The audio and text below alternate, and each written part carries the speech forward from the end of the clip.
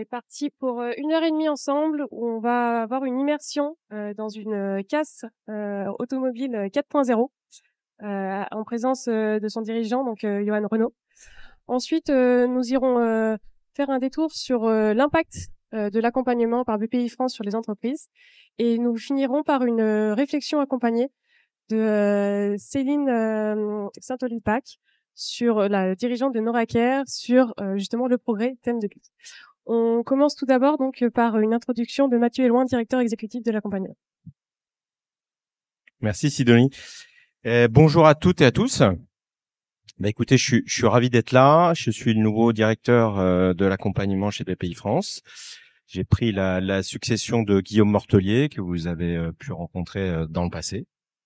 Voilà. Et donc je suis honoré de démarrer cette session avec tous les partenaires de l'accompagnement. C'est grâce à vous que l'on peut développer cette activité, vous partenaires financiers et vous partenaires techniques de l'accompagnement. Donc je commence mes premiers mots par vous remercier de votre fidélité et en espérant que nous allons faire encore écrire des belles pages ensemble dans les prochaines années. Alors, le thème de Big cette année, c'est le progrès. Et je crois que nous partageons ensemble une valeur, c'est ce qu'a exprimé Nicolas tout à l'heure, c'est que le progrès, ceux qui le véhiculent le mieux, c'est quand même les entrepreneurs, parce que chaque jour, ils inventent, ils créent, ils œuvrent pour le futur de la France, de la société, et ils emploient des centaines de milliers et des millions de Français dans leurs entreprises. Donc, nous, à l'accompagnement, l'objectif, c'est d'accompagner ces entrepreneurs, de les accélérer pour avoir, au final, le maximum d'impact et d'effet de levier sur l'économie française et sur le progrès. Donc, je pense que nous partageons ces valeurs. À date, je suis fier de partager avec vous et avec toute l'équipe que depuis 2015, l'accompagnement BPI France a réalisé à peu près 20 000 missions de conseil dans l'ensemble des territoires et sur des filières très différentes et des périmètres d'entreprise qui vont de la petite entreprise à l'ETI. Ce qui nous place aujourd'hui de fait comme la première société de conseil aux dirigeants PME et ETI françaises. Et ça, c'est grâce à vous qu'on peut le faire. Et c'est grâce à nous que les entrepreneurs aujourd'hui ont un accompagnement de grande qualité en France. C'est aussi depuis 2015 200 promotions d'accélérateurs et donc 5000 sociétés accélérées. Et si on les prend tout ensemble, ces sociétés, c'est quand même 75 milliards de chiffre d'affaires, 300 000 emplois à peu près qui sont en jeu. Et ça uniquement sur les entreprises en direct. Mais évidemment, si on intègre toute la chaîne indirecte des sous-traitants de proximité qui travaillent avec ces entreprises, on a un effet multiplicateur minimum de 2, donc on parle quand même plutôt de 150 milliards et de 600 000 emplois. Et donc ça, et nous avons un impact ensemble sur ce périmètre. Donc on est très fiers de partager ce succès avec vous. Alors en 2024, les chiffres que tu m'as partagés, Sidonie, que je remercie parce qu'elle m'a préparé quelques notes quand même. Donc on a une accélération très très forte du conseil, notamment avec les missions spot, et donc on est déjà à 4000, plus de 4000, près de 5000 missions là à date, et on envisage, on pense atterrir vers 8000. Bruno, je sais pas où t'es, vers 8000. Vers 8000 à la fin de l'année. Donc, ce qui représente une croissance de 40%, c'est énorme. Et c'est grâce à vos moyens, c'est grâce au support technique que vous nous apportez, que l'on peut faire ça. Donc, avec un impact majeur.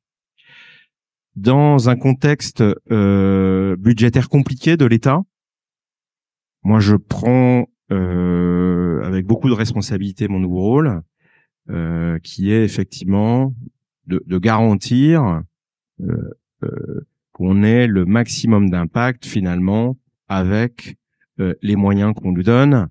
Et donc, on va beaucoup communiquer sur l'impact, ce que j'ai partagé avec tout le CODIR, l'impact des accélérés, l'impact du conseil. Ça ne se sait pas encore assez. Vous le savez. Vous, je pense que vous partagez puisque vous investissez de l'argent et du temps à nos côtés. Mais il faut encore plus qu'on le fasse savoir. Donc, moi, je vais passer d'ailleurs un petit peu de temps avec le ministre de l'économie tout à l'heure. J'ai passé du temps avec le ministre de l'Industrie il y a 15 jours. Voilà, on se bat quand même pour que dans les arbitrages budgétaires nécessaires et que l'on comprend au niveau de l'État ou au niveau des régions, on puisse arbitrer sur peut-être les programmes qui, eux, ne sont pas évalués et dont le ROI est incertain, alors que l'accompagnement BPI France, ce que j'avais partagé au ministre, nous sommes mesurés de manière scientifique sur l'impact de l'emploi, de la croissance des entreprises que l'on accompagne. Voilà. Donc, on est sûr qu'au moins sur ces programmes, avec nos équipes, il y a du ROI et ça, on va continuer à s'engager très fort là-dessus pour qu'il y ait une efficacité de la ressource. Voilà. Donc ça, c'est extrêmement important pour moi. De l'autre côté, je crois que on est très fiers et c'est notre étoile du Nord à tous dans l'équipe, dans mon CODIR toutes les semaines, c'est qu'on va observer aussi la satisfaction de nos clients entrepreneurs. Et donc, aujourd'hui, on est très fiers de partager avec vous que la satisfaction est à 95%. Mon rapport d'étonnement, c'est que c'est un chiffre soviétique. Donc, j'ai dit, vous me cachez un truc. Bon. Il se trouve que j'ai rencontré un certain nombre d'entrepreneurs depuis mon arrivée qui ont exprimé, en fait, combien ces programmes les ont aidés à passer des caps, à grandir. Voilà. Tout n'est pas parfait, évidemment. Et on va continuer à faire évoluer ces programmes pour répondre toujours mieux aux enjeux. Pour moi, ils sont très importants parce que je suis un ancien entrepreneur.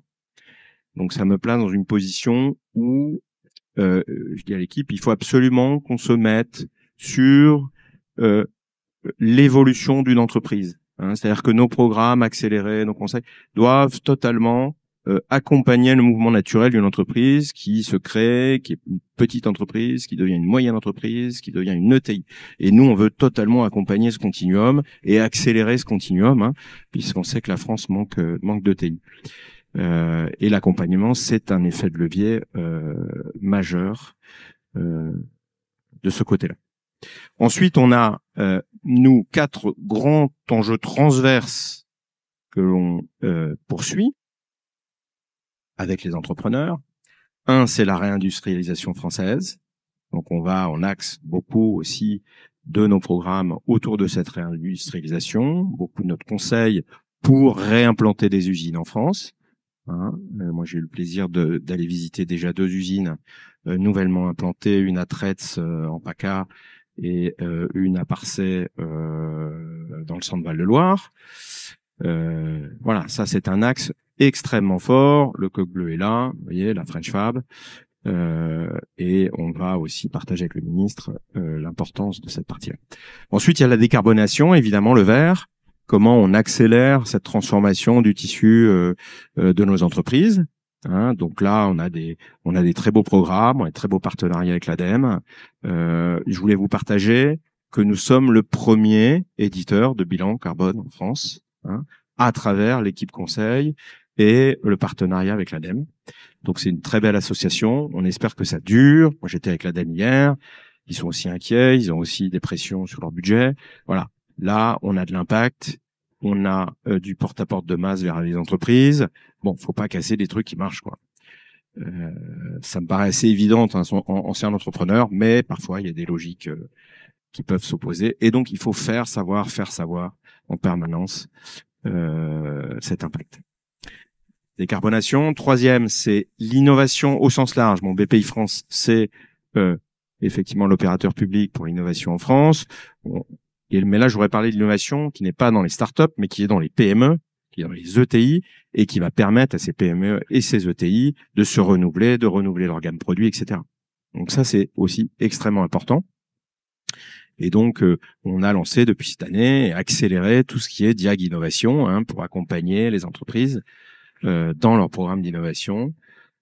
On sait que c'est essentiel pour préparer le futur et donc stabiliser toutes nos entreprises, le maximum d'entreprises industrielles françaises. Et le quatrième axe sur lequel on travaille aussi très fort, c'est l'export. C'est si on veut transformer le maximum de PME en ETI, il faut que les PME aillent à l'export. Et donc, comment on les accompagne à l'export? Et donc là, nous sommes en train de travailler donc un continuum d'offres depuis un Diag export, en train de travailler étroitement avec Business France sur le sujet, jusqu'à des accélérateurs internationaux, hein, pour les ETI, pour les emmener et augmenter fortement leur proportion de chiffre d'affaires à l'international avec tous les enjeux juridiques, RH qui sont associés, distribution, etc. Voilà. Donc ça, ce sont les enjeux majeurs. Donc, écoutez, moi, j'en ai fini pour ce partage. Encore une fois, je voulais vous remercier pour votre fidélité à nos côtés.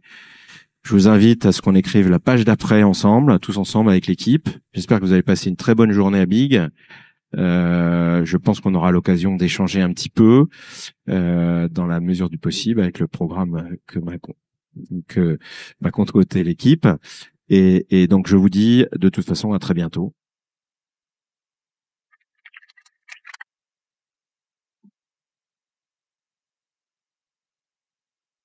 Merci beaucoup Mathieu. On commence cette séquence par l'immersion dans une casse automobile 4.0 et j'accueille pour ce faire Johan Renaud, le dirigeant donc de GPA 26.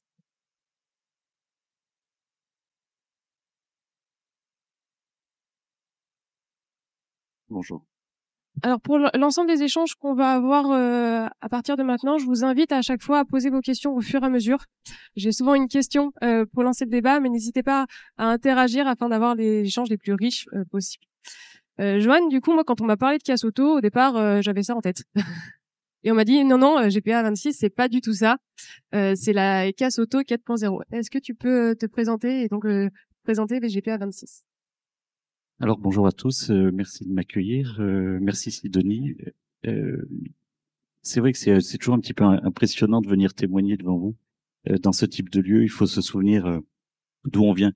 Alors GPA, c'est une entreprise familiale créée par mes grands-parents dans les années 60, mais avant ça, mes arrière-grands-parents étaient déjà dans la récup, ils collectaient des pots de lapin pour ceux qui se souviennent d'une époque. En tout cas, peut-être avez-vous entendu parler de cette époque où la peau de lapin servait à fabriquer de la feutrine, l'ossement du lapin était broyé pour faire de la colle, cette colle servait à réparer des meubles et éviter qu'on les jette. Et donc ça veut dire que depuis des générations, ma famille est déjà dans cette culture de la récup, de l'économie circulaire, sauf que ce terme, il est arrivé quand même assez récemment.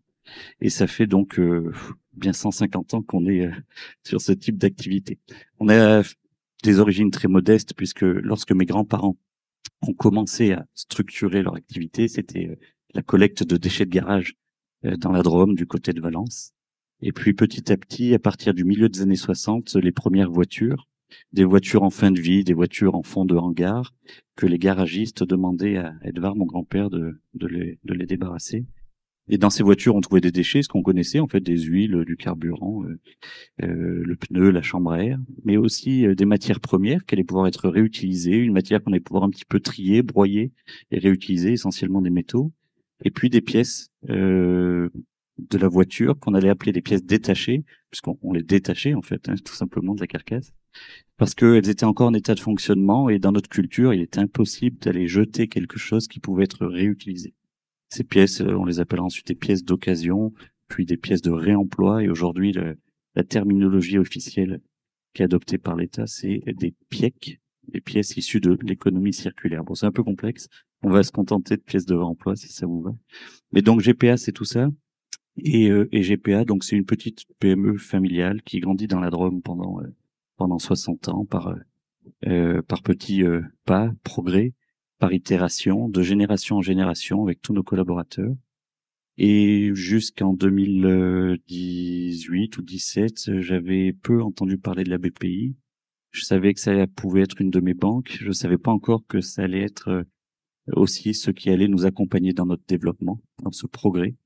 Et c'est vrai que, bon, je suis reconnu pour être extrêmement objectif, mais je suis assez fan de la BPI et de son accompagnement, puisqu'on on a fait tour à tour un accélérateur automobile, un accélérateur les conquérants sur la croissance externe.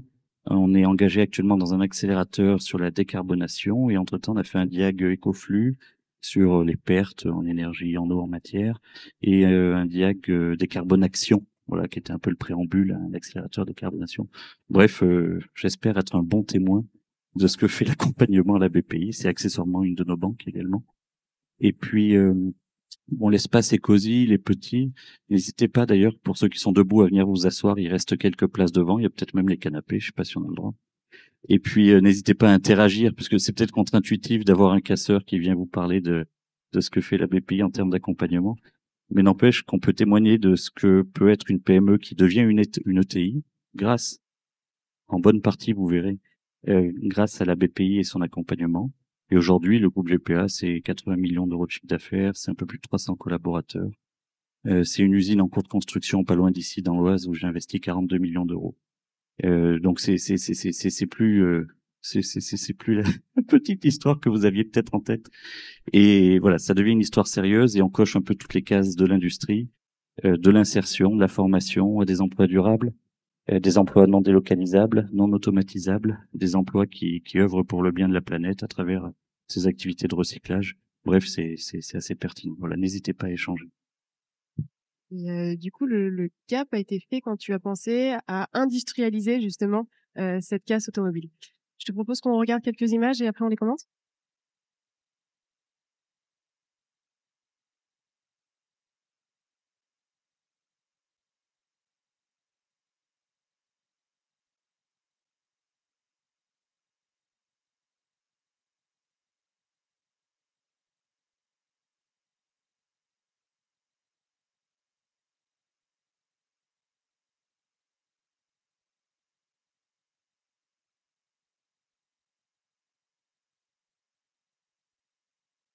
Alors, le temps que Sidonie règle la technique, je vais essayer de meubler. Non, rapidement, juste le format de la réunion, c'est qu'il va y avoir 4 petites capsules vidéo de 2 à 3 minutes chacune.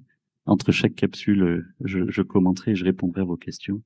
4 thématiques, je vais peut-être spoiler l'histoire, mais un peu sur l'industrialisation, la digitalisation, la RSE et ensuite le statut d'entreprise à mission. Puisqu'on a à la fois coq vert, coq bleu, et on peut témoigner également de beaucoup d'enjeux autour de la technologie. Plus de vidéo.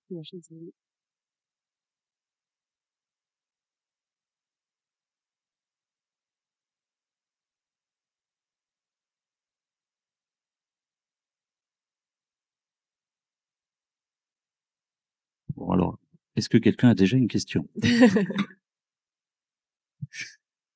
Il y a forcément une question, non? Même pas? Il y a que des timides.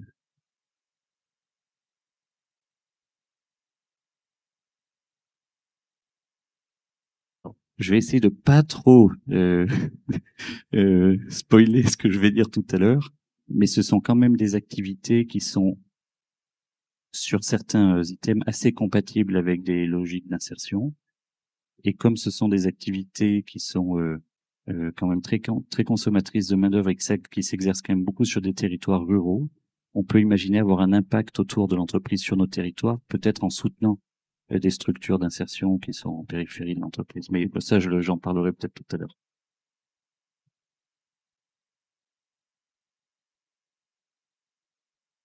Donc, en 2018, au début de l'accompagnement BPI et à la veille de l'industrialisation, on était environ 120 personnes, 300 aujourd'hui, et on prévoit d'être 600 en 2027.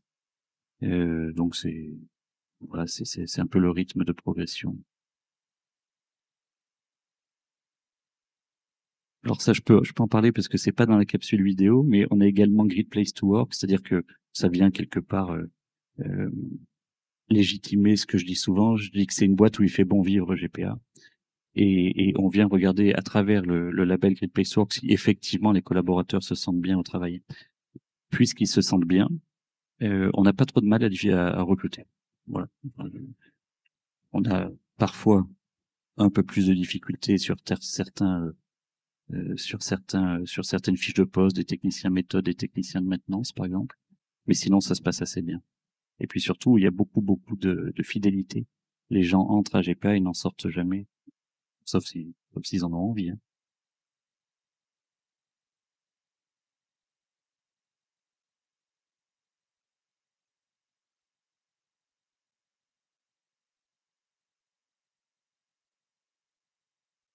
Alors, je crois que c'est une des questions que Sidonie comptait me poser tout à l'heure, donc, mais je veux que j'y réponde. C'est une bonne question. Donc, monsieur me demande si on est que sur l'automobile. Donc, dès aujourd'hui, on recycle autant des autos que des motos. On traite également un petit peu des poids lourds, même si on va pas aussi loin dans la fabrication de pièces de réemploi. Poids lourds, tracteurs, machines agricoles, engins TP. Et puis je pense qu'on va s'arrêter là. On va pas aller sur les avions ou les bateaux, c'est quand même autre chose. On va essayer de faire une tentative avec la vidéo. Vous l'avez impressionné parce qu'elle marchait très bien avant que vous arriviez. Alors, tentative sur l'industrialisation. Mais j'ai pas de son.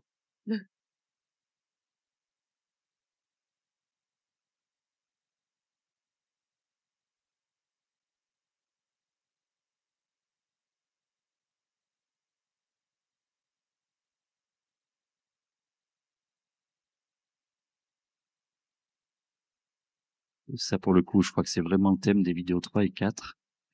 Donc, je vais quand même éviter parce que bien que le temps passe, il faudra quand même me le rappeler, hein, tout à l'heure.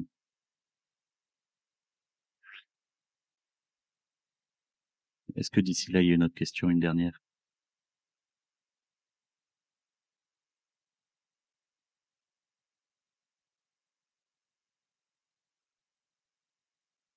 Ouais. Grosse question. Non, mais on est dans une forme de symétrie d'attention. Je vais quand même finir de répondre à la question rapidement, mais on essaye de bien agir pour que les gens agissent bien envers nous. Bon, c'est valable pour l'interne, comment je traite mes salariés, comment eux ils me traitent et comment ils traitent nos clients, etc. Et c'est pareil avec tous nos partenaires. C'est-à-dire que de l'accompagnement, du soutien, on en a de tout le monde, de toutes nos parties prenantes. Ça peut être les citoyens qui habitent autour de nos usines, ça peut être les collectivités, les services de l'État, la DDT, etc. Mais en termes de formation pure et dure, je pense que la BPI, c'est de loin l'acteur le plus important en ce qui nous concerne et celui qui a le plus façonné le visage moderne et industriel de l'entreprise. Ça, c'est sûr. Merci beaucoup, j'ai pu penser d'échange. On a enfin la vidéo, donc je vous propose de regarder cette première vidéo sur l'industrialisation de GPA.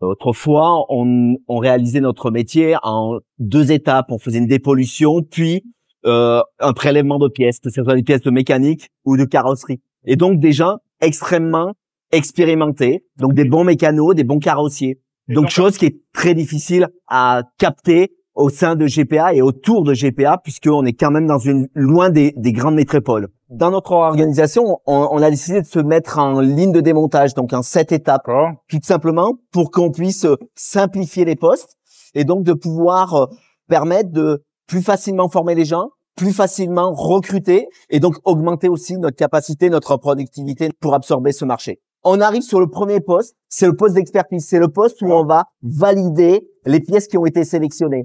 On a un algorithme qui va regarder en fonction des ventes que l'on a fait et en fonction des stocks disponibles, les pièces qui sont à prélever sur ce véhicule. L'ensemble des opérations à vérifier et à valider apparaît sur son écran tactile. Donc, sur ce poste roue, on va venir retirer la totalité des roues, ce qui nous permet de valoriser aussi des plastiques qui ont une qualité qui peut être réutilisée. Donc le poste suivant, c'est le poste des ouvrants. Donc on va retirer la totalité des pièces qui pourraient être utilisées. cette identification sur l'écran lui apparaît la totalité des choses qu'il doit prélever. Rappelle-toi, avant on faisait en 2 étapes, Oui. dépollution et après on faisait le prélèvement des pièces. Ok. Et ben le poste de dépollution il est ici, Ok. sauf ce qui va intégrer dans la ligne. Ici on va retirer la totalité des fluides. Le poste suivant c'est le poste de l'intérieur, des pièces intérieures et des ailes. On va retirer l'ensemble des pièces intérieures qui peuvent être intéressantes. Et là, par exemple, Là, par exemple, tu vois, il retire son volant. Ce volant, il n'est pas demandé, il va le mettre à la matière. Une fois qu'il aura pris, on va pouvoir récupérer d'autres éléments qui peut être l'autoradio, qui peut être en fonction de ce qui va être demandé par l'algorithme. Toujours. Au poste suivant, on va emmener ce véhicule où il va être traité au niveau de le groupe moteur propulseur. Et là, on va s'occuper de la partie mécanique. On a amené des moyens qui permettent à l'opérateur de travailler en toute sécurité. comment ça s'appelle, ce moyen? C'est un retourneur. On rentre le bras du retourneur à l'intérieur du véhicule. Ce bras, il va venir pincer le châssis du véhicule. Ah oui, c'est assez spectaculaire, ça.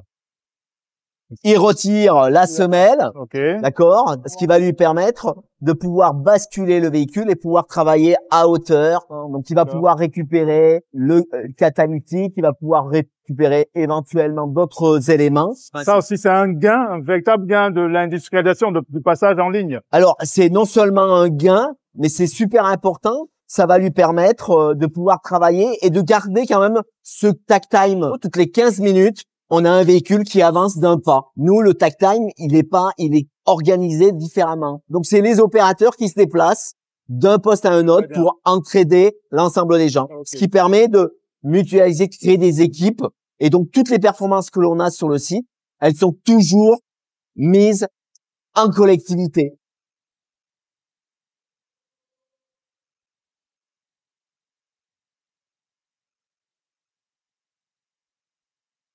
Donc, sur ta réindustrialisation de GPA26, Johan, comment tu l'as pensé? Quelles ont été les difficultés que tu as rencontrées? Est-ce que tu peux nous dire aussi un peu plus sur les solutions, peut-être? Alors, il faut remettre dans le contexte, je vous ai expliqué que GPA c'était une boîte familiale, donc je travaille avec mon père, ma tante, mon oncle, mes cousins, mes cousines, ma mère, etc. Et puis bien sûr mes grands-parents que j'ai un petit peu côtoyés au travail. J'étais étudiant jusqu'en 2007, j'ai étudié en Chine à ce moment-là, et donc j'étais loin de chez moi, mais mon père, vous le connaissez pas, il est un petit peu hypocondriaque. Et j'ai cru qu'il allait mourir en fait au téléphone, j'étais à Hong Kong et il me dit Johan, je tracte une charrette aux roues carrées dans la boue depuis 40 ans et c'est GPA. Et donc j'ai eu peur parce que j'ai vraiment cru qu'il était un peu à bout. Et je suis venu pour voir ce qui se passait et en fait il avait des problèmes multiples dans le développement de l'entreprise. Il était un petit peu arrivé au bout d'une histoire. Il y avait une 50aine de collaborateurs à ce moment-là, en 2007. Il avait du mal à encaisser les variations d'entrée de véhicules. En fait, les véhicules, on les achète auprès des compagnies d'assurance et on gère pas forcément le nombre d'accidents. Lorsqu'il pleut, bah écoutez, il y a plus d'accidents, donc ça nous fait plus de volume entrant. On ne sait pas forcément gérer les recrutements. C'est un métier qui est pas forcément attirant. Il est pas forcément joli, donc on a aussi du mal à attirer des financements. C'est un métier qui devient quand même de plus en plus capitalistique. Alors, plus modestement à cette époque-là, mais ça coûte quand même un petit peu d'argent de structurer l'entreprise. C'est un métier qui doit se digitaliser puisque chaque pièce est unique et on en stocke des dizaines de milliers, etc., etc. Bref, il est complètement à bout. Et donc, on pose un diag sur l'ensemble de ces sujets, de ces problématiques. Et on convient que la solution, ça sera, je suis pas sûr qu'on prononce le mot à l'époque, mais l'industrialisation. En tout cas, une forme de progrès vers plus de structure, de la gestion des flux, de l'image, etc., la sécurité pour les collaborateurs, enfin un ensemble de choses. Donc, on s'engage sur un ISO 14001 d'abord, puis un 9001, 45001, 50001, etc., qui vont nous amener dans des démarches vraiment d'amélioration continue. Et puis, on théorise ce que pourrait être une casse auto en mode industriel. Ça existe nulle part dans le monde. Il y avait à ce moment-là aucun exemple à travers le monde et il y en a toujours aucun à part celui que l'on a construit. En 2016, on fait 16 millions de chiffre d'affaires et je commence sur un petit bout de ligne de papier Excel, de feuille Excel, à voir que ça pourrait coûter dans les 25 millions d'euros. Alors je dis à mes parents, à ma famille, écoutez, voilà, on va tout miser sur une usine qui va nous permettre de recycler. Ça va nous coûter 25 millions d'euros, soit beaucoup plus que notre chiffre d'affaires. Ça n'a jamais été fait. On ne sait pas pourquoi personne l'a jamais fait. D'ailleurs, on ne sait pas si c'est parce que c'est une mauvaise idée ou ceux qui ont tenté sont plus là pour témoigner. Et on va tout miser sur la pièce de remploi, alors que cette activité de pièce de remploi, elle n'est pas forcément hyper rentable à ce moment-là. Et il me dit, c'est une super idée. On lance la construction de l'usine, et c'est là où l'anecdote est rigolote, c'est que au même moment, l'une de mes banques, c'est la BPI, me dit, ça serait bien que tu t'inscrives dans un truc, ça s'appelle un accélérateur. Bon, ok, je suis pas sûr, ça coûte beaucoup d'argent. Je me demande si c'était pas 25 000 € à ma charge, un truc comme ça. Et je trouvais ça un petit peu cher. On me dit c'est 2 ans d'accompagnement, il y a 8 séquences de 2 jours à l'ESCP, puis 3 séquences de 10 jours chez toi avec des experts. Ça commencera par un diac 360 pour voir justement ce qui va pas. Bon, et puis finalement, avec une conviction moyenne au début, je m'inscris. L'accélérateur s'appelle l'accélérateur auto, et je me retrouve qu'avec des industriels de l'automobile, des équipementiers et des gens que j'ai trouvés extrêmement inspirants. À chaque session de 2 jours, je sors de l'entreprise et je vois des intervenants extrêmement inspirants. On parle de choses dont j'avais jamais entendu parler. Il faut bien garder en tête qu'à ce moment-là, on est encore des paysans. On est toujours que des paysans, mais on n'y connaît rien du tout à l'industrie. Et par contre, on a du bon sens et de l'audace. Et donc, c'est une espèce de mélange qui fait que ça a bien marché. Et quand l'expert BPI vient pour le diac 360, je fais une espèce de cartographie, alors je sais pas comment ça s'appelle, un peu en toile d'araignée, là où on voit là où on est bon, là où on n'est pas bon. Et puis il y avait une case, il avait appelé ça opération, et il dit 0 sur 5, enfin 1 sur 5. C'est-à-dire que bon, sur le digital c'est bien, l'impact c'est bien, mais opération c'est pas bien. J'essaie de dire quoi? Il me dit concrètement, vous avez lancé la construction d'une usine, là on est 2 mois avant l'ouverture de l'usine. Vous avez lancé la construction de l'usine, vraisemblablement les travaux se passent bien, vraisemblablement c'est bien conçu, mais vous avez oublié un truc, c'est comment vous allez pouvoir la gérer cette usine, comment vous allez la piloter, et surtout ça sera qui le pilote. Et je lui dis effectivement, j'y ai pas pensé en fait. Moi j'étais juste parti du principe que ça allait être naturel, mais non en fait ça allait pas du tout être naturel. Et je lui dis mais comment on fait? Et il me dit il existe des managers de transition, des espèces de mercenaires de l'industrialisation, des opérations, quelqu'un qui va pouvoir venir et essayer de mettre tout ça d'équerre. Et donc il y a un type qui arrive, et un gars que j'adore puisque c'est Lionel, il est resté, qui vient en directeur des opérations, en management de transition. Et puis on lance notre usine. Et au bout de 3 mois, tout le monde est converti à l'industrie. Et puis, on réussit notre industrialisation. Mais je sais très bien que si ce jour-là, on m'avait pas dit attention, on prend un manager de transition, je pense que je serais pas là pour témoigner, c'est certain. Voilà. Donc voilà, ça c'est l'anecdote. C'est ce qui lance un peu cette histoire de l'accompagnement. Est-ce que vous avez des questions sur cette peut-être?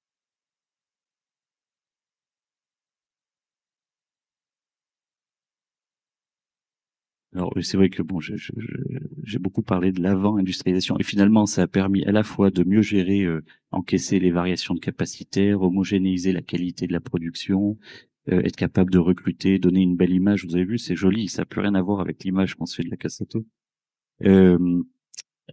Cette année, on a traité en entrée 30 000 véhicules sur les lignes.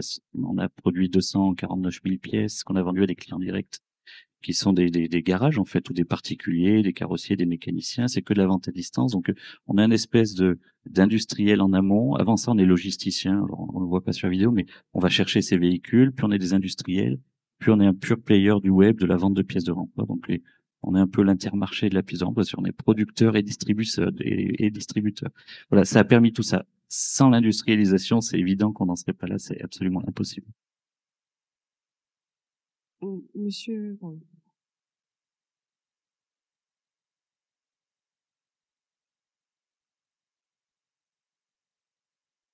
En fait, lorsqu'on achète 100 voitures auprès des compagnies d'assurance, on achète des véhicules qui sont dites en perte totale. Ça veut dire que ce sont des véhicules que l'assureur ne souhaite pas réparer parce que le montant des réparations est trop proche de la valeur d'occasion du véhicule. Mais en réalité, ça ne veut pas dire qu'il n'est pas réparable. Et comme tout bien qui a déjà été produit, qui a déjà été manufacturé, il vaut mieux chercher à le réparer, le réemployer, plutôt que chercher à le recycler pour sa matière. Donc, certains véhicules, environ 30%, peuvent être revendus à des gens qui vont les réparer, les remettre en circulation. Et les 70% sont recyclés. Sauf que le modèle économique est ce qu'il est avec les assureurs. J'ai besoin de vendre 30% des véhicules pour financer le recyclage des 70%. Et moi, j'ai tout misé sur 70%, puisque c'est quand c'est difficile que je sais que je pourrais tirer mon épingle du jeu par rapport à mes concurrents. Non, non, pas du tout. Ça continue. C'est en toute petite décroissance année après année. Mais selon moi, l'avenir, il est dans le recyclage des véhicules, la dépollution, la production de pièces. Et ces pièces, elles servent à entretenir le parc roulant. Et vous savez qu'on a 40 millions de véhicules roulants en France.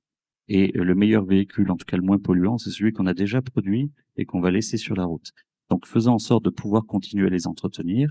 Si on garde en tête que le véhicule, c'est quand même ce qui permet souvent la mobilité des Français, surtout sur des territoires ruraux, il faut bien garder en tête que le poids économique de l'entretien du véhicule est extrêmement important dans le budget du foyer, mais la pièce d'occasion, elle permet de faire un entretien à moindre coût des voitures, parce qu'elle est moins chère que la pièce neuve. Donc, c'est un bon moyen, je le dis souvent, de faire aimer aux Français l'écologie. Souvent, en France, mais probablement partout ailleurs, on voit l'écologie comme quelque chose d'un petit peu négatif, punitif ou contre-productif, alors que là, sur ce cas très précis, c'est d'abord au service du pouvoir d'achat des Français, et en plus, ça leur permet de sauver la planète. Je propose juste d'enchaîner avec une autre vidéo et on rebondira après avec les questions si... Et non, c'est au contraire, c'est ce qu'on cherche à avoir, c'est des échanges de qualité. Je te propose directement de passer sur la vidéo sur la RSE. On est un peu tenu par le temps. On avait un volet sur la digitalisation, mais qu'on pourra vous partager ensuite. Et regardez la première vidéo sur ton engagement RSE.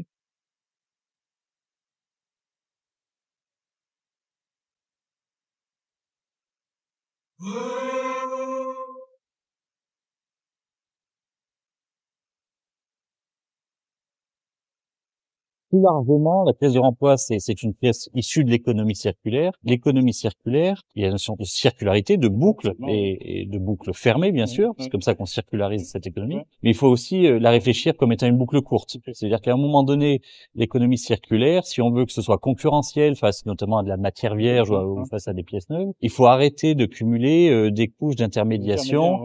Non, il faut vraiment bien réfléchir à la structuration de la chaîne de valeur pour avoir des pièces et des matières qui soient concurrentielles. Donc il y a un gain, effectivement, un gain économique, mais également un gain en termes, je dirais, environnemental. Ah bah effectivement, mais d'ailleurs il faut jamais opposer écologie et économie. Au contraire, il faut toujours les penser ensemble. Ouais, absolument.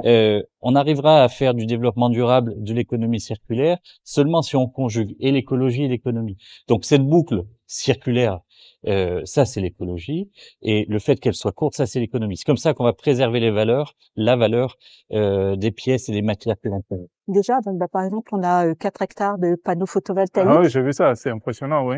Ce qui permet de fournir l'électricité à 2 communes, Livron et Loriol. C'est pas pour vous, c'est pour vraiment la commune, quoi. Hein. C'est ça.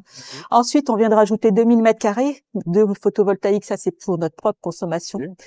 On a également installé une éolienne. Là, oui, on l'a vu, elle est toute majestueuse. Voilà, donc là, elle est installée que depuis le mois d'avril. Oui. Elle fait 45 mètres de haut, 30 mètres la turbine et 15 mètres pour les pales. Oui. On fait une expérimentation également avec nos camions pour avec du biocarburant, donc du XTL. On a beaucoup d'actions sur ce sujet environnemental.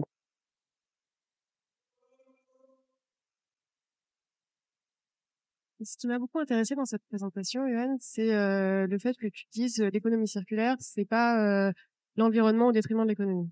Que tu peux développer ça. Ouais. Et bon, c'est un sujet qui est très vaste. Mais pour faire bref, déjà, il faut bien garder en tête que les problématiques environnementales, c'est pas seulement l'émission de gaz à effet de serre et le réchauffement climatique. C'est aussi tout un tas de limites et notamment l'extraction des matières vierges et la pénurie de matières, etc., etc. Et nous, on répond à un certain nombre de ces enjeux de développement durable. Par exemple, on est dans une espèce de boucle d'économie circulaire avec les assureurs. Les assureurs nous vendent des voitures qui sont un petit peu réparties partout, tout type de voitures un petit peu partout, que je réunis, regroupe dans mes usines. Et là, je vais extraire cette valeur ajoutée, des pièces, des matières, mais surtout des pièces à ce moment-là. Et ces pièces, je vais les renvoyer vers des réparateurs, des carrossiers. Et ces mêmes carrossiers qui réparent des véhicules pour le compte des assureurs. En fait, lorsqu'un assureur couvre 10 sinistres automobiles, il y a un véhicule qui arrive à la casse et 9 véhicules qui sont réparés chez les carrossiers. À moi de faire que ce un véhicule rejaillisse sur les 9 autres et pour les réparer, à la fois pour une maîtrise technique des coûts, ce qu'ils appellent la maîtrise de la charge, et à la fois aussi pour nourrir leurs objectifs en termes de durabilité. Mais le même type de boucle, on les met en place avec les constructeurs d'automobiles ou les équipementiers. Comment, je vais prendre quelques exemples, un Saint-Gobain peut m'aider à mieux démonter les pare-brises et imaginer une filière du réemploi des pare-brises. Comment un Forvia peut réfléchir avec GPA sur la séparation de l'armature du siège et de la mousse de siège et de la couverture de cette mousse pour peut-être réutiliser l'armature qui est dans un acier un petit peu technique. Quelque part, un jour, ça serait pas choquant que lorsque vous achetiez une Clio 6, qui n'existe pas encore, dans votre siège, il y a une armature de Clio 5. Si je veux dire, si techniquement, il n'y a pas eu d'évolution majeure, que c'est pas quelque chose de visible, ça pourrait être pertinent de commencer à réfléchir un petit peu l'intégration non seulement de matières recyclées dans les voitures, c'est déjà le cas, mais peut-être même des pièces presque de réemploi, peut-être des pièces rénovées, mais pour fabriquer de nouveaux objets. Donc on s'inscrit dans tout ce type de boucle, et ça marchera plutôt si il y a une vraie bonne équation économique, ou alors par la norme. Bon, après la norme ne peut pas tout, donc c'est vrai que je suis plutôt partant pour commencer par un truc qui soit rentable. Et au-delà de cet engagement, tu as aussi été une entreprise à mission. Qu'est-ce qui t'a fait passer ce cap? Qu'est-ce que tu en retires aujourd'hui? On a vu ma tante Evelyne qui parlait de la RSE, on a vu ces panneaux solaires, ces ombrières qui produisent de l'énergie, on a vu notre éolienne, on a basculé en autoconso, il y a une vraie réflexion sur l'eau. C'est né au milieu des années 90. On a commencé à théoriser l'impact environnemental de l'entreprise, de notre activité, comment on dépollue une voiture, qu'est-ce qu'on fait de l'huile, qu'est-ce qu'on fait du carburant, etc., etc.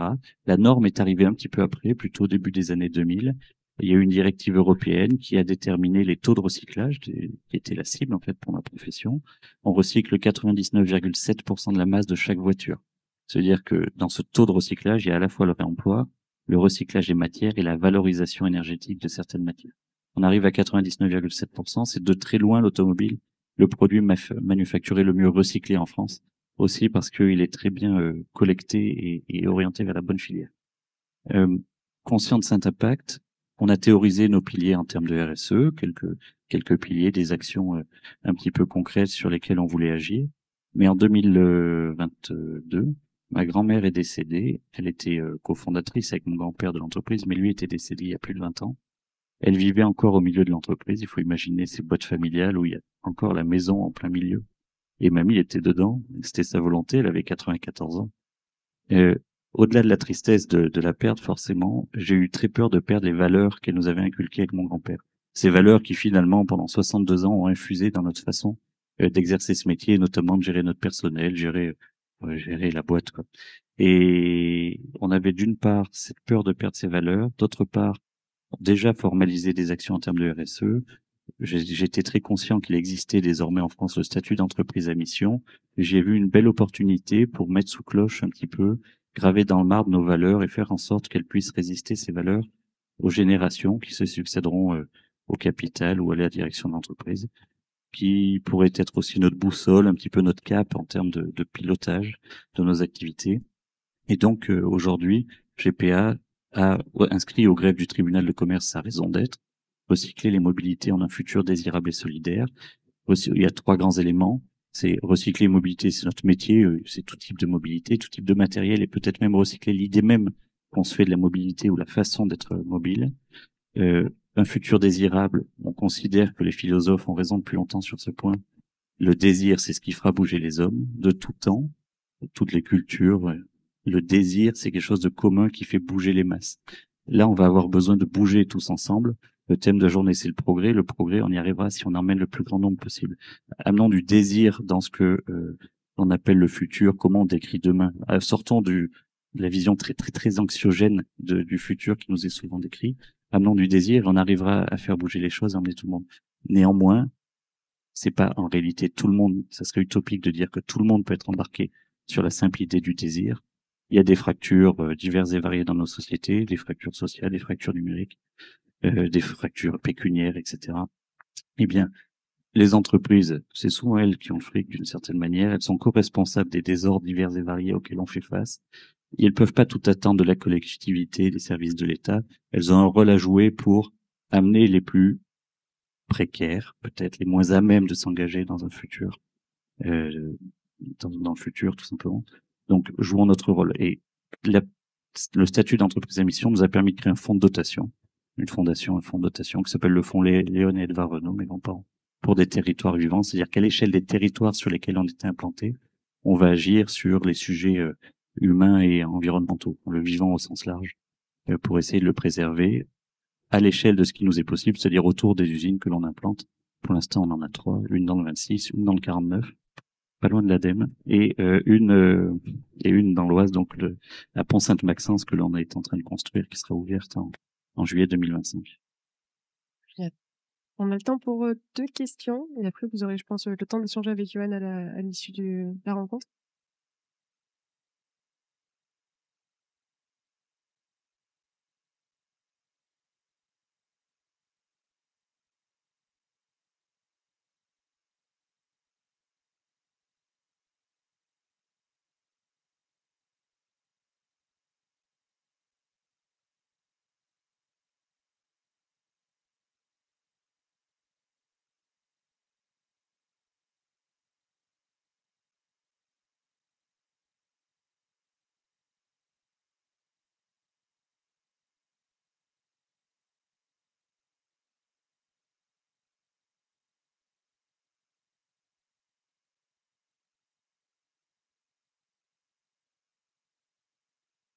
Très peu.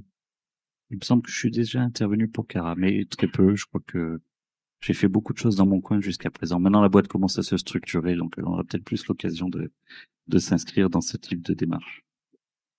Je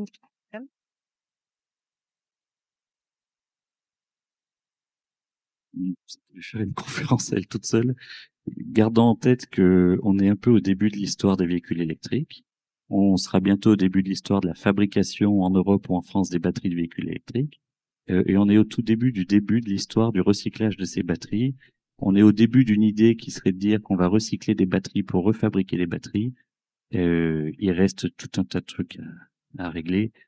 C'est-à-dire que pour l'instant, ce qui est très concret, c'est que mon boulot, c'est de mettre en sécurité mes collaborateurs en termes de risque électrique. Il y a le risque incendie lorsque le véhicule a été accidenté ou plongé dans l'eau, surtout de l'eau salée. Et puis ensuite, il y a la problématique technique de l'extraction de la batterie, déjà pour la désolidariser du réseau de voiture. Et puis après, la voiture, elle passe sur la ligne. Ensuite, l'enjeu, il est aussi commercial, c'est qu'est-ce que je vais faire de cette batterie, comment je vais le valoriser. Mais je peux en parler pendant des heures, je crois que j'ai plus le temps. Je vous inviterai juste à échanger avec Yoann, qui sera disponible après ces rencontres. Merci beaucoup, Yoann. Merci à vous. On a parlé donc de comment BPI France t'a accompagné. Et je te propose désormais de laisser la parole à Philippe Mutrici pour voir l'impact de l'accompagnement justement sur les entreprises. D'accord. Merci.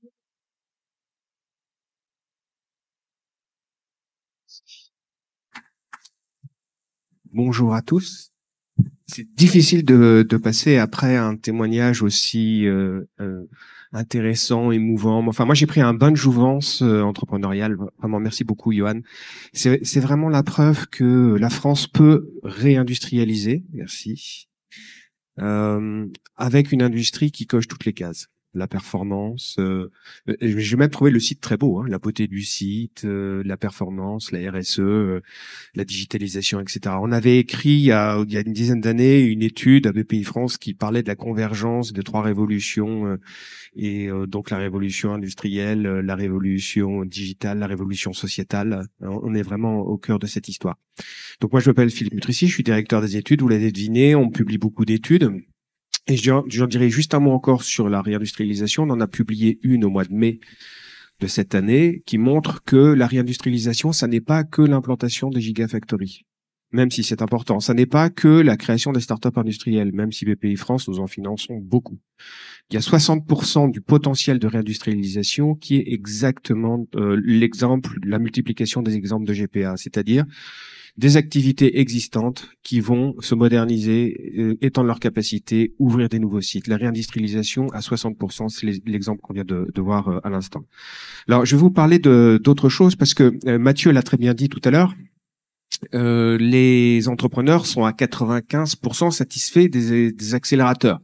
Quand on écoute, là, on peut difficilement penser le contraire. Mais en France, 95%, Mathieu l'a dit, ça fait un score un peu soviétique. Donc, on va se dire, est-ce que vraiment ces accélérateurs sont efficaces? C'est normal que les chefs d'entreprise soient contents, et donc il va falloir qu'on les évalue.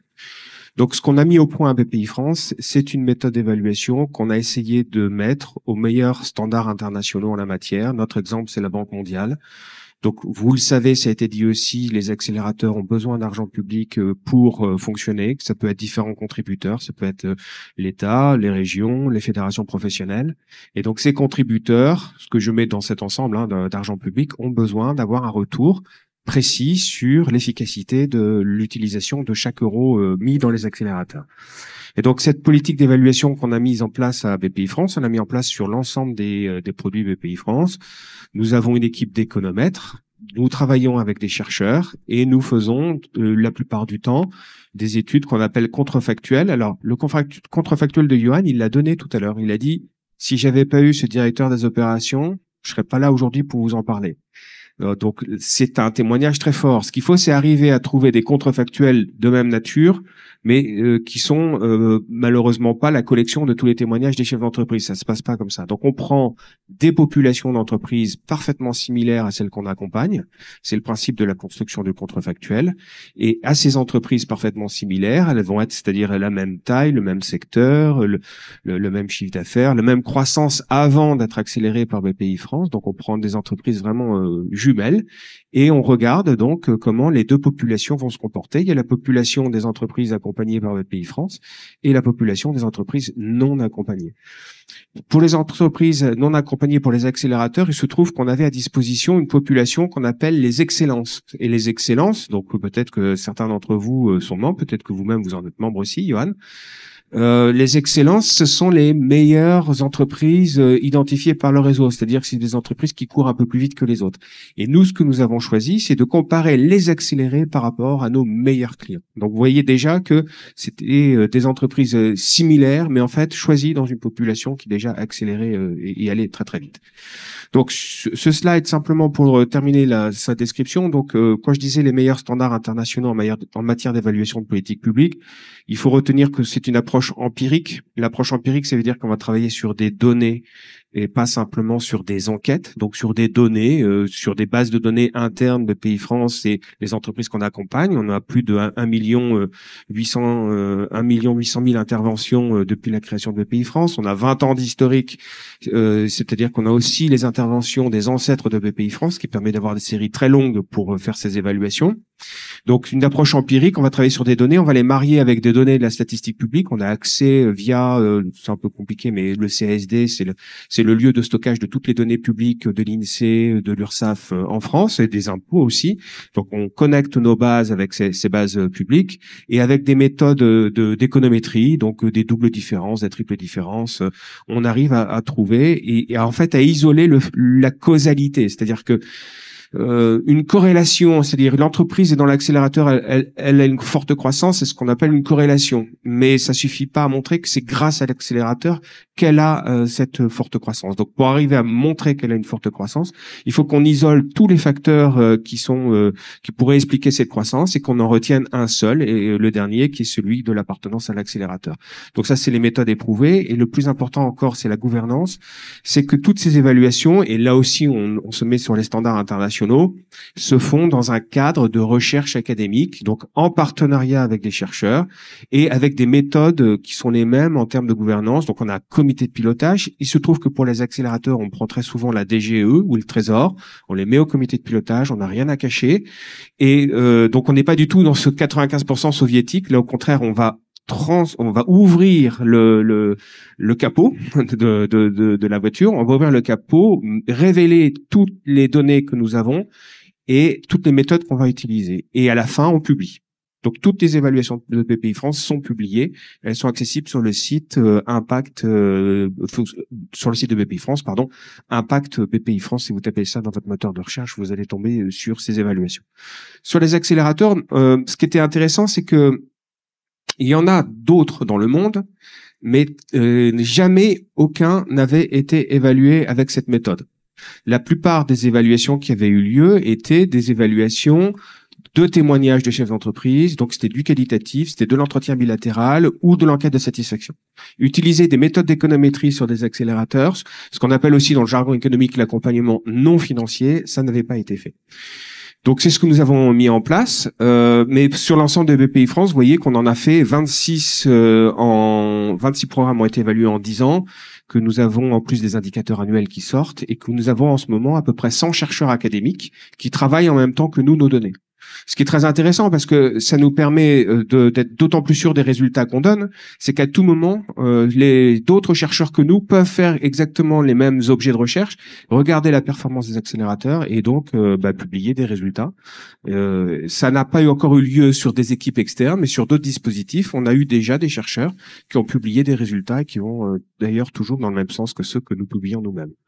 Donc sur l'histoire de l'évaluation des accélérateurs, ce qu'il faut aussi retenir, c'est que comme c'est un dispositif récent, au début on peut pas l'évaluer. Le seul problème de l'évaluation de politique publique, c'est que la plupart du temps, même si on peut faire du ex ante, la plupart du temps c'est de l'évaluation ex post. Donc il faut attendre 2 ans, 3 ans, 4 ans. Il faut attendre les effets de la mesure politique. On va pas mesurer à l'instant T, ça a pas de sens. Il faut laisser le temps à l'entreprise de recueillir l'ensemble du bénéfice de son accompagnement. Donc là, les 3 professeurs sont cités, c'est eux qui ont fait la première étude, on leur a complètement délégué le travail, on les a simplement accompagnés dans l'interprétation des données. Donc Yannick Lorty, Ferhat Mihoubi et Fabrice Gilles ont publié en 2020 donc une étude sur les 3 premiers accélérateurs de BPI France lancés entre 2015 et 2017. Pourquoi 2017? Parce qu'on attend 3 ans, c'est-à-dire 2020, pour avoir les effets de l'accompagnement sur une durée suffisamment longue. Pour avoir les résultats que vous voyez à droite, ils sont tous positifs. Donc, je ne vais pas forcément les reprendre un par un, ça n'a pas de sens. Donc, à plus de 10% de chiffre d'affaires. Donc, toujours par rapport aux excellences, donc par rapport à des entreprises qui courent très vite. Les entreprises accélérées avaient des métriques plus 10, plus 7%, plus 16%, plus 260 000 euros d'investissement matériel. Donc, c'était une preuve que les accélérés couraient encore plus vite que la population de référence. Mais le plus intéressant, c'est ce qui est dans le petit pavé jaune. Là, je ne sais pas si vous pouvez le lire. Donc, moi, je vais m'approcher pour le lire. Donc, ce que disaient ces chercheurs, qui sont spécialistes de l'évaluation de politique publique et qui ont participé à l'évaluation du CICE, qui ont participé à l'évaluation de différentes aides fiscales, ce qu'ils nous disent, c'est qu'ils n'avaient jamais trouvé des résultats de cette magnitude. Donc, l'accompagnement non financier produit une accélération sur les entreprises qui en bénéficient supérieure à la plupart des dispositifs d'aide fiscaux qui existent à leur connaissance.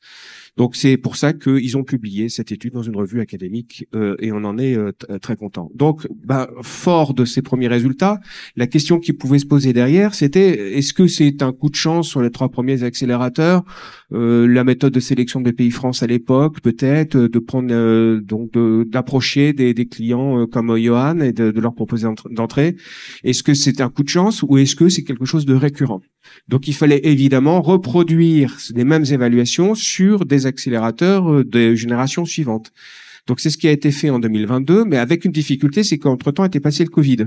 Donc, on avait une espèce de rupture que vous pouvez imaginer, je fais en forme de V, dans toutes les métriques de toutes les entreprises françaises, mais y compris des accélérés.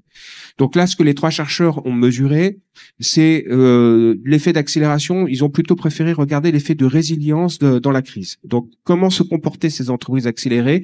Est-ce qu'elles subissaient le choc Covid de la même façon que les autres entreprises? Et donc là aussi, vous avez à droite des métriques extrêmement intéressantes qui montrent que les entreprises accélérées, donc sur les 10 premiers accélérateurs de BPI France, on a mis des régionaux, des thématiques et un accélérateur ETI, avaient en moyenne, les chiffres qui apparaissent sur la droite, une progression du chiffre d'affaires entre 2,7 et 5 points supérieure, une progression des effectifs entre 0,7 et 3,4 supérieure, et une progression de la valeur ajoutée entre 0,3 et 2,8 supérieure. Alors vous allez dire, c'est des effets assez faibles, mais pensez que c'est dans une période de bouleversement total de l'économie et que la population de référence, encore une fois, est une population d'entreprises très performante.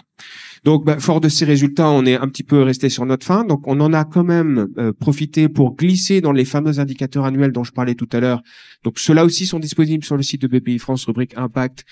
C'est les indicateurs sur l'ensemble de BPI France. Donc à tout moment, enfin chaque année, je dirais à tout moment, vous pouvez consulter l'État, les régions, les institutions, les Français peuvent aller sur ce site et regarder les dispositifs de BPI France.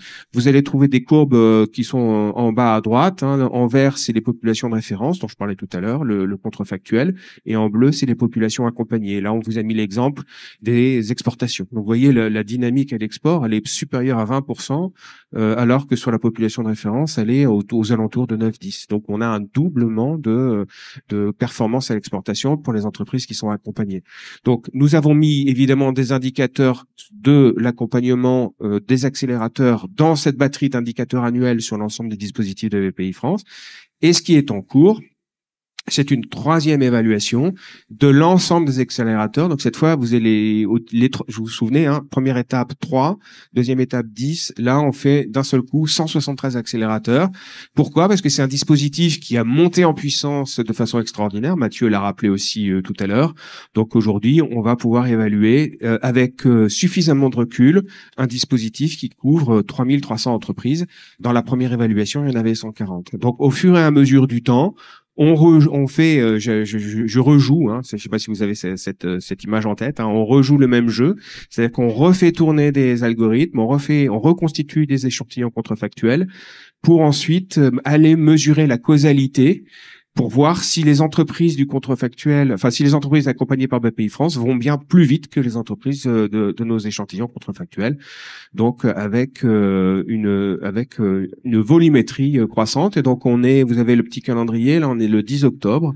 Donc on est dans la stade du bilan descriptif des bénéficiaires, ce qui est toujours une étape importante, hein, de savoir qui on accompagne. Donc là ça va être de la statistique descriptive assez classique, quelles sont les entreprises, quelles sont leurs caractéristiques, quelles sont leurs performances. Et puis on va délivrer en novembre et en décembre, c'est pour ça que je peux pas vous les donner aujourd'hui parce que je ne les ai pas encore, les premiers résultats de l'impact. Donc quand on appelle impact des accélérateurs, encore une fois, c'est leur comportement en termes de croissance au sens global. Mais là, vous voyez qu'on va regarder aussi des nouveaux indicateurs, on va regarder la R&D, on va regarder la décarbonation. Ce qu'on pouvait pas faire dans les précédents parce qu'on n'avait pas suffisamment d'entreprises qui bénéficiaires. Et on va publier tout ça début janvier. Et donc, on vous communiquera les résultats, évidemment. Tous ceux qui sont inscrits ici recevront un lien pour aller communiquer les résultats. Donc voilà la politique d'évaluation des accélérateurs de Bpifrance, et je vous remercie de votre attention, disponible pour des questions éventuelles si on a le temps, mais je suis pas sûr. Merci beaucoup Philippe. On court un peu après le temps. Est-ce que je peux vous proposer donc d'échanger avec Philippe à la suite de l'événement également? Vous en êtes d'accord? Et donc on a vu que le progrès pour Bpifrance, c'est d'arriver à évaluer tous nos dispositifs.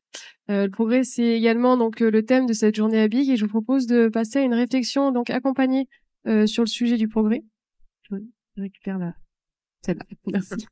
Avec Céline Saint-Olivebach, que j'invite à venir sur le plateau. Le progrès vu par les jeunes entrepreneurs. Il faut garder jeune. Bonjour Céline. Alors je te propose déjà de te présenter et de présenter donc Noracare, l'entreprise que tu diriges. Bonjour à tous. Merci Sidonie de l'invitation. Donc Noracare, tu veux pas passer la vidéo? Comment faire la vidéo? Ouais, c'est bien la vidéo. C'est une bonne introduction. C'est une des nouveautés de la rentrée sur France 3 Rhône-Alpes. Régulièrement, on vous fera le point sur les dernières innovations en matière de santé.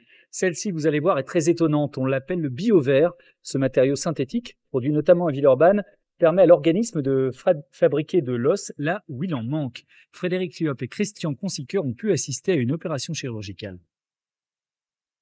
Dans ce bloc de neurochirurgie, une opération très délicate sur la colonne vertébrale.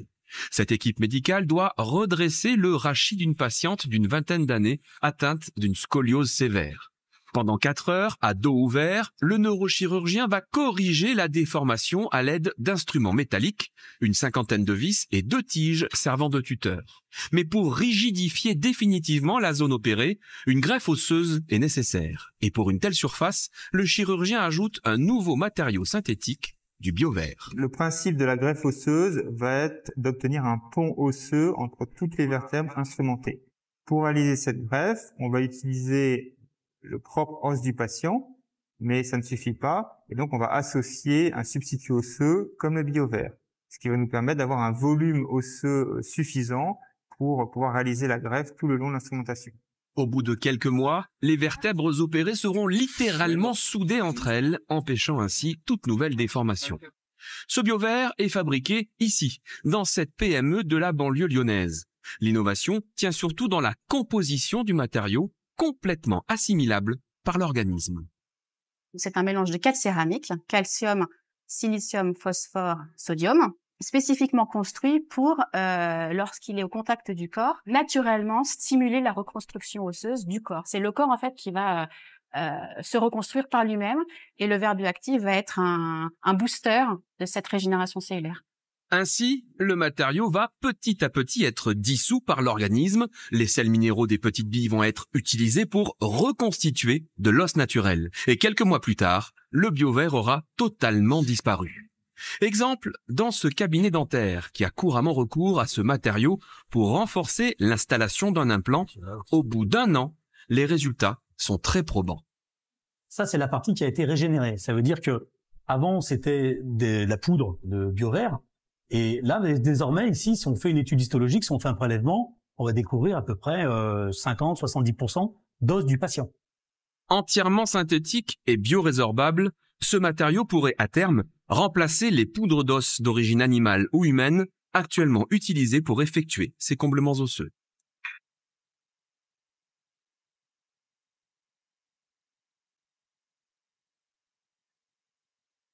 Je te laisse donc nous dire quelques mots donc sur Noracare. Alors Noracare, donc c'est une PME maintenant, plus start-up PME, ce qu'on appelle une PME industrielle basée à Lyon, et on a une histoire assez jolie que j'aime beaucoup raconter. Alors je ne suis pas la fondatrice, donc j'ai repris la société en 2015, mais la société a été créée en 2005.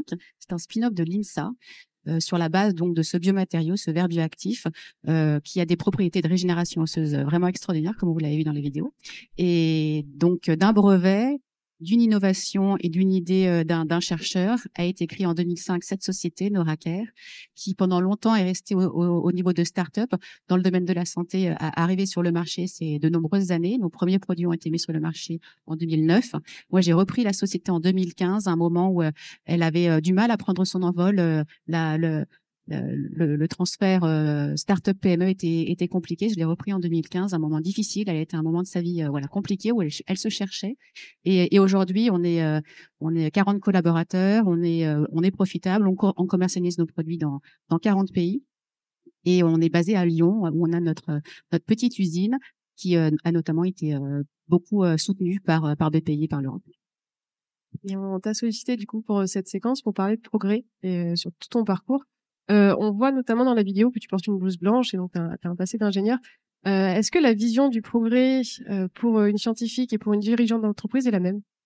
Alors, moi, je suis ingénieure de formation. J'ai d'abord travaillé pendant 10-12 ans plutôt dans des labos de recherche côté cosmétique, mais aussi côté santé, en France, en Allemagne, aux États-Unis et en Chine. Et c'est vrai que pendant toute cette première partie de ma carrière, le progrès, c'était plus un progrès technologique, développer de nouveaux produits, de nouvelles, plutôt le côté invention. Et quand j'ai repris Noracare en 2015, un nouvel éventail, je pense, est arrivé. C'est beaucoup plus le côté social, en fait, le progrès social. Comment faire, tu en parlais beaucoup tout à l'heure, comment faire pour que toute l'équipe se sente engagée, progresse avec nous dans la société, développer des produits qui ont une vraie utilité, ce qui n'est pas forcément le cas quand on est chercheur, qui répondent à un besoin, qui répondent à une problématique. Et dans la santé, on a vraiment ces problématiques au premier plan, en fait. La mission de Noracare, c'est régénérer le vivant par le biomimétisme.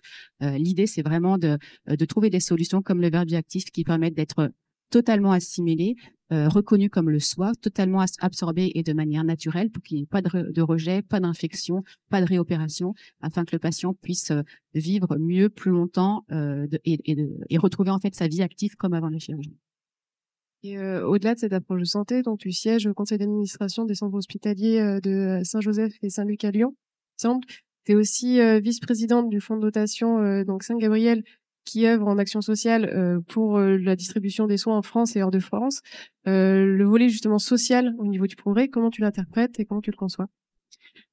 Aujourd'hui, pour moi, je pense que quand on dirige une entreprise, le volet social du progrès, il devient même premier, je trouve. Et j'ai beaucoup évolué, je pense, par rapport à ça. Et donc oui, l'hôpital, je voulais qu'on parle de l'hôpital Saint-Joseph-Saint-Luc parce que c'est un modèle peu connu en France et je trouve très porteur de sens et qui mêle en fait l'innovation sociale et le progrès social. L'hôpital Saint-Joseph-Saint-Luc, c'est un ESPIC, c'est un hôpital privé à but non lucratif. Ce sont des hôpitaux souvent qui ont été créés au XVIIIe ou au XIXe siècle par des congrégations religieuses et qui ont été financés par le privé, par de l'argent privé, mais qui sont à but non lucratif, c'est-à-dire qu'il n'y a aucun reste à charge pour le patient, quel que soit l'acte réalisé pour le patient, aucun reste à charge. L'hôpital Saint-Joseph-Saint-Luc est au cœur de Lyon, dans un bassin de population à très forte mixité sociale. Il y a notamment une passe qui permet un accès aux soins très rapide pour toutes les populations, même les plus précaires. Et grâce au fonds de dotation Saint-Gabriel et à l'ensemble des mécènes qui soutiennent l'hôpital, nous avons pu notamment acheter il y a 2 ans, financer un robot chirurgical pour la chirurgie, l'urologie. Et aujourd'hui, c'est le seul robot en France pour lequel les patients peuvent avoir cet accès sans aucun reste à charge. Tous les autres robots ont été financés dans des hôpitaux privés ou publics, mais avec un reste à charge très, très significatif pour le patient. Et je trouvais que ce modèle d'hôpital à but privé à but non lucratif, qui est peu connu en France, porte un modèle social et de progrès très intéressant et qui mobilise pas mal de montants, puisque étant dans le domaine de la santé aujourd'hui, je trouve très important de combiner la techno et le côté social pour accompagner, pour que toutes les personnes en fait aient accès à la même qualité de soins, qui est un moteur très très fort en France. Et donc là, on voit plusieurs approches du sujet progrès, mais notamment, donc tu l'as dit, tu as eu plusieurs expériences à l'international. T'as travaillé à IBM aux États-Unis, à Philips en Allemagne, à L'Oréal à Shanghai. Tu fais 70% de ton activité hors de France. Est-ce que finalement, tu as une vision universelle du progrès quand tu abordes ces sujets, même progrès social, progrès technologique, ou est-ce qu'on a un particularisme français pour toi? J'ai trouvé qu'aux États-Unis et en Chine, malgré ce qui les sépare, ils ont une vision assez individualiste du progrès. Aux États-Unis, c'est très très très focalisé sur l'argent et aller très vite, très individualiste. La Chine aussi est très individualiste, mais avec un côté un peu plus social, du fait de leur modèle, mais malgré tout individualiste. Mes collègues, quand je travaillais en Chine, mes collègues chinois me disaient, tant que le Parti socialiste nous fait progresser, on est d'accord. On s'y intéresse pas plus que ça. Ils sont en train de changer d'avis en ce moment, parce que voilà, la difficulté, le progrès social en Chine n'est plus du tout ce qu'il était il y a quelques années, et on sent un peu plus de rébellion de la part d'un certain nombre de citoyens chinois. Mais depuis que je suis que je dirige Noraker, en fait, nous, 70% de notre chiffre d'affaires est réalisé à l'export. On travaille en Amérique du Sud, en Chine, en Europe et dans tout le Middle East et en Asie. Et pour ce qui concerne la santé, je trouve que le progrès est relativement universel. Tous mes partenaires aujourd'hui, que ce soit les distributeurs, les chirurgiens, aussi les institutionnels, qu'ils soient en France ou à l'étranger, ont cet objectif de mieux soigner le patient, aussi d'aller aussi beaucoup plus sur la prévention. J'avais un petit exemple sur la prévention qui est intéressant, puisque nous on traite les ulcères du pied diabétique, qui est une pathologie très très très très invalidante, qui a in fine amène pas mal de décès. Et aujourd'hui, le meilleur moyen de traiter l'ulcère du pied diabétique, c'est par la prévention. C'est lever le pied, faire attention à son pied, voilà, le soigner, le regarder, l'entretenir, et des petits gestes qui sont très simples, qui sont de la prévention, mais la culture de la prévention en France et en Europe est assez difficile à mettre en place. Et on a été beaucoup accompagnés avec BPI à l'international, puisque nous avons en fait 2 plans France 2030, un plan sur l'industrialisation et un plan sur l'innovation. Et celui sur l'innovation, nous avons été sélectionnés pour être accompagnés à l'international. Donc on fait partie de ce qu'on appelle de la Team France Export. Donc on est avec Business France et BPI accompagnés sur pas mal de salons et d'événements à l'international pour continuer à promouvoir l'excellence française. Et justement, sur cet international, donc tu as participé en juin dernier comme représentante de la France au Forum des jeunes entrepreneurs du G20. Quelle était l'approche du progrès dans cette alliance, et qu'est-ce que tu en tires pour les années à venir? Alors, vous connaissez le Forum des jeunes entrepreneurs du G20? Donc c'est un événement annuel qui est organisé en amont du G20 politique, mais dans le même pays. Donc cette année c'était au Brésil.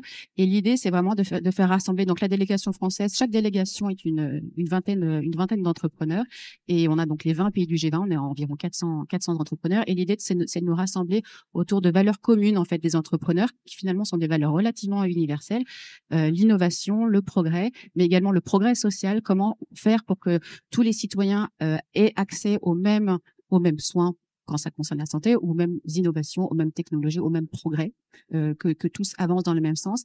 Et en fait, nous nous réunissons pour porter en fait des recommandations que nous portons au gouvernement de chaque pays, mais également au niveau international, au prochain G20 au prochain G20 politique. Il y a beaucoup de sujets en fait sur le progrès social. Comment tous nous progressons pour que tous les patients, alors dans mon cas, tous les patients aient accès aux mêmes soins, aux mêmes innovations. Chez Norinker, c'est très prégnant chez nous en fait. Nous par contre, par exemple, nous accompagnons certains chirurgiens qui vont se déplacer bénévolement faire des chirurgies en Afrique pour soigner des patients. En Afrique, il y a beaucoup d'accidents de la route et donc des fracas osseux massifs pour lesquels les patients soit ne se font pas opérer, soit se font opérer très tard. Donc en fait, on fait des dons en fait à ces chirurgiens pour qu'ils puissent aller opérer en Afrique. Et voilà, au G20, il y avait des sujets sociaux très forts. Je voudrais juste peut-être parler de la partie intelligence artificielle. L'intelligence artificielle, c'est un formidable outil de progrès technologique, mais avec un risque aussi de fracture sociale, puisque tous les citoyens ne vont pas avoir accès au même moment et avec la même appétence à ces outils. Et le risque aussi, c'est de les laisser sur le bord de la route. Donc, une des recommandations était d'accompagner le plus possible, notamment les personnes qui sont en recherche d'emploi via France Travail, sur des formations, de l'accompagnement pour les outils d'intelligence artificielle. Passionnant. Est-ce qu'on peut laisser la place à quelques questions dans la salle? Finalement, le sujet nous a tous inspirés, il nous laisse sans voix.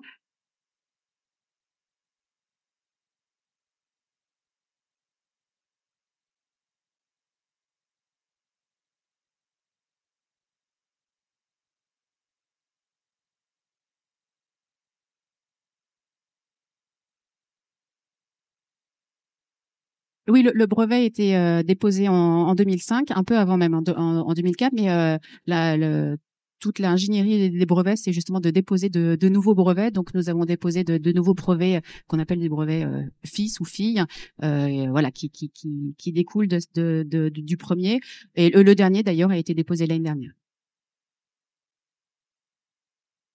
T'as d'autres questions? Est-ce que tu peux juste nous parler de tes perspectives pour la suite, pour conclure? Oui, alors j'en ai pas parlé du tout, mais nous avons pas mal utilisé BPI depuis de nombreuses années maintenant. Je fais juste un accélérateur, l'accélérateur santé l'année dernière, mais il a été générateur de beaucoup en fait de questionnements et de développement. Et nous avons en parallèle de cet accélérateur fait plusieurs missions conseils, notamment sur la structuration industrielle. Nous sommes passés vraiment de l'étape start-up à une PME industrielle avec un vrai outil industriel. On a beaucoup souffert en 2022 parce qu'on n'arrivait pas à livrer nos clients. Donc, il y a beaucoup de remises en question justement de l'excellence opérationnelle, et BPI nous a trouvé des consultants top qui nous ont vraiment accompagnés. C'est beaucoup remis en question. Elle nous a pas mal tapé sur les doigts et on a souffert, mais on s'est bien transformé. Aujourd'hui, on sait produire, on sait répondre à la demande. On fait depuis 5-6 ans, on est à peu près à 30% de croissance annuelle. Voilà, il faut aussi suivre et notre modèle, on fabrique vraiment à Lyon de A à Z. En fait, ça a fait partie aussi des investissements BPI. On est autonome aussi de A à Z, et qui dit autonome dit aussi de pouvoir gérer la croissance en interne. Et on a beaucoup plusieurs sujets, notamment sur la transition écologique.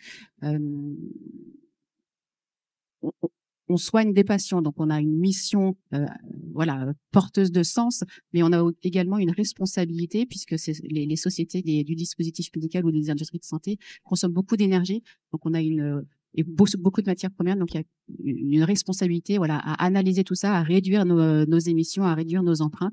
Donc on est en ce moment en train de faire un DIAG décarbonation et puis une analyse aussi du cycle de vie de nos produits pour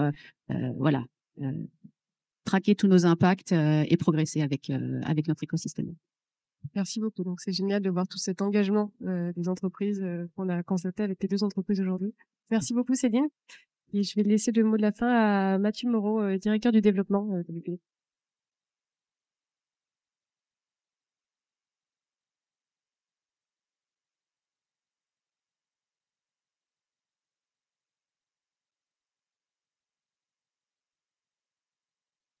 Bonjour à tous. Merci beaucoup Sidonie déjà de me donner la parole juste après une entreprise qui régénère de l'os humain. Très facile d'enchaîner du coup. Je vais revenir du coup sur l'activité de l'accompagnement en essayant de faire le lien avec ce qui a été dit. Donc je m'appelle Mathieu Moreau, je suis directeur du développement de l'offre de l'accompagnement. On n'a pas encore eu tous l'occasion de se croiser. Si c'est le cas, ça sera avec plaisir. J'ai quelques points à vous dire. Le premier, rencontre des partenaires. En fait, toute la croissance dont a parlé Mathieu tout à l'heure, déjà vous notez qu'on est assez fort, on fait une introduction par un Mathieu et une conclusion par un autre Mathieu. Toute la croissance dont Mathieu a parlé tout à l'heure, on en est très fiers pour 2 raisons. La première, c'est qu'on a les témoignages que vous avez aujourd'hui, et Big, c'est une journée où vous aurez que des témoignages comme cela. Nous, c'est notre drogue au quotidien, ce genre de témoignages, voir des entreprises qui se développent sur plein d'axes, qui se repensent, qui se transforment. C'est pour ça qu'on se réveille le matin, c'est en général pour ça qu'on reste chez BPI France. Mais on a besoin de vous pour le faire. BPI France, en fait, on a un gros défaut, c'est qu'on sait absolument rien faire tout seul. C'est pour ça qu'on met nos partenaires en valeur, c'est pour ça qu'on aime nos partenaires, c'est pour ça qu'on a mis ça en place, cette rencontre dans le cadre de Big. C'est pour vous mettre en valeur et vous faire rencontrer en fait les gens que vous transformez au quotidien. Donc déjà, on est très content de vous avoir aujourd'hui, on est très content que cette salle soit quand même à peu près pleine. On est très content de vous rencontrer et on est très content que vous soyez là pour entendre ça. Donc premier point, notre fierté, c'est la vôtre, c'est les témoignages que vous entendez aujourd'hui et c'est ça qu'on veut porter pour la suite. Ensuite, je vais vous parler du développement de l'offre, très rapidement, parce qu'après vous avez un très beau programme qui vous attend. On a 3 axes. Mathieu a parlé de 4 tout à l'heure, qui sont les grands axes de l'offre elle-même, hein, de comment on va faire évoluer la gamme et surtout comment on veut transformer les entreprises demain et quels sont les grands thèmes qu'on veut porter. Nous, en fait, on a 3 axes pour l'avenir. Chez Big, on parle de progrès cette année, donc il faut bien qu'on s'en fixe, nous aussi. On en a 3 assez simples. L'entreprise, l'impact et l'excellence opérationnelle. Grosso modo, c'est des points communs de tout ce qu'on vient de se dire sur l'heure qui vient de se passer. Et on a eu que des exemples là-dessus. Donc nous, vu qu'on passe beaucoup de temps avec les entreprises, à certains moments, on essaye de se dire, ça serait bien qu'on soit aussi bon qu'elles, parce qu'elles se transforment, donc pourquoi nous, on ferait pas la même chose? L'entreprise, j'ai eu un point un point assez fort quand je suis arrivé au développement il y a quelques mois. Le mot partenaire, je l'entends toute la journée. Je dis pas ça parce que vous êtes là, même si un peu quand même. J'entends le mot partenaire toute la journée. On a ce mot-là dans la bouche en permanence parce qu'on sait, je vous l'ai dit, qu'on fait jamais rien tout seul, donc on a besoin de vous. Donc en fait, on pense en permanence aux partenaires en se disant, tiens, son objectif c'est de transformer les entreprises dans tel sens. Comment on peut créer l'offre qui va avec? Ah bah ça, le partenaire, non, je pense que ça va pas lui convenir. Il faut qu'on réfléchisse différemment. Et on a une deuxième injonction, une deuxième obligation, une deuxième chose qui fait qu'on se réveille le matin, c'est les entreprises. Et donc, notre enjeu sur la suite, c'est de garder toujours ça bien en tête, c'est-à-dire les enjeux des entreprises évoluent. Il faut qu'on garde toujours chez BPI France et évidemment à l'accompagnement cette capacité d'écouter les entreprises, de connaître leurs besoins le mieux possible, de prendre du temps avec eux, pour éviter en fait le syndrome qu'on peut des fois avoir, mais on essaye de s'en prémunir le plus possible, de penser de notre côté et en fait après d'aller voir les entreprises en disant voilà ce qu'on a pensé. Non, c'est les entreprises, ce qui fait que BPI France existe et se développe et ce qui fait que BPI France rend cette mission d'intérêt général, c'est qu'elle commence par le besoin de l'entreprise et derrière elle fédère autour d'elle, ou en tout cas elle trouve les personnes qui sont motivées pour exactement la même lutte pour transformer ces boîtes. Donc les entreprises. 2, l'impact, Philippe en a parlé mieux que moi. Il faut qu'on focalise notre énergie, parce que cette énergie, c'est de l'argent public aussi. C'est dans notre ADN, hein, par définition. On a besoin d'argent public pour aider ces entreprises, parce que sinon, le privé fait très bien ça, et on n'est pas là pour remplacer le privé. On doit faire avec le privé. D'où l'impact.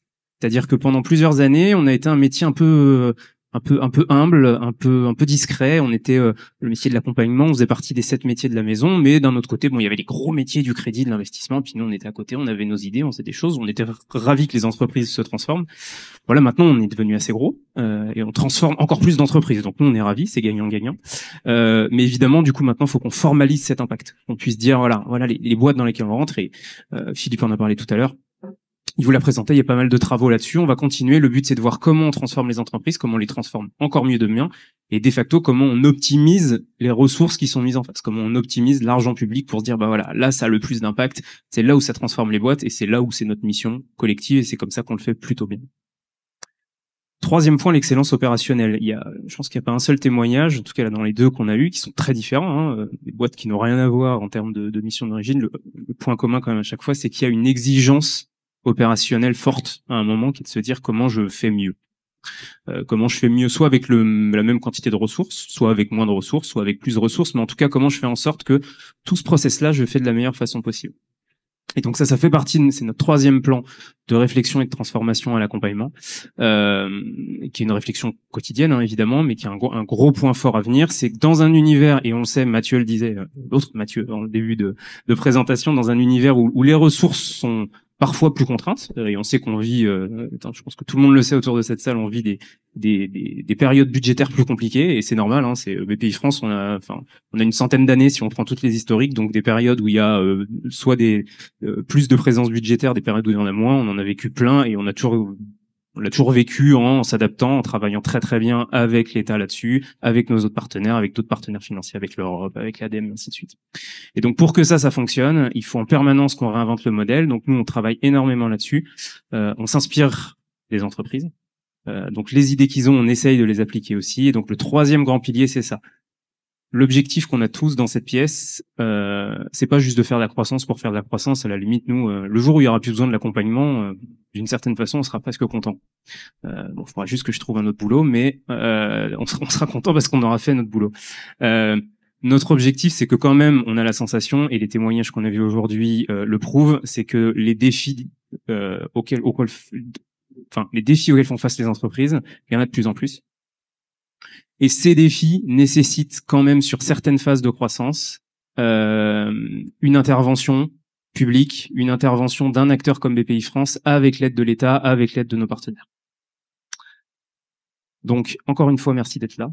Je trouve que la feuille de route qu'on a ensemble, elle est magnifique. En tout cas, moi, elle m'excite toujours autant, et ça fait 12 ans que je suis chez BPI France, et pour l'instant, ça bouge pas parce que je trouve que cette mission est géniale, que les partenaires avec lesquels on travaille, c'est toujours un énorme plaisir de travailler avec vous, que les entreprises qui nous font le grand plaisir, en plus de témoigner aujourd'hui, mettent des lumières dans les yeux de tout le monde, et ça, moi, c'est ce qui fait qu'on se réveille toujours le matin.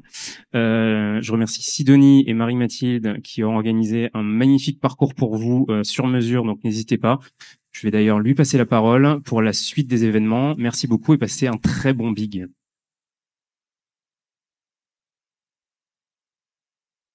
Donc, pour la suite des événements, donc vous avez cette année pour la première fois 2 parcours sur mesure. Un premier parcours sur l'innovation digitale avec Hervé Pansera, que j'invite à se lever pour que vous l'identifiez bien.